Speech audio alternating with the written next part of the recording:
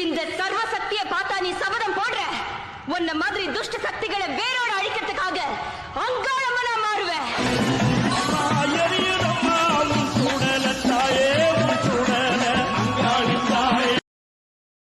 பழுத்த சட மார்பிலாட பச்சை போனா எழுந்தாட பத்தினியால் ஆடி வருகிறார்.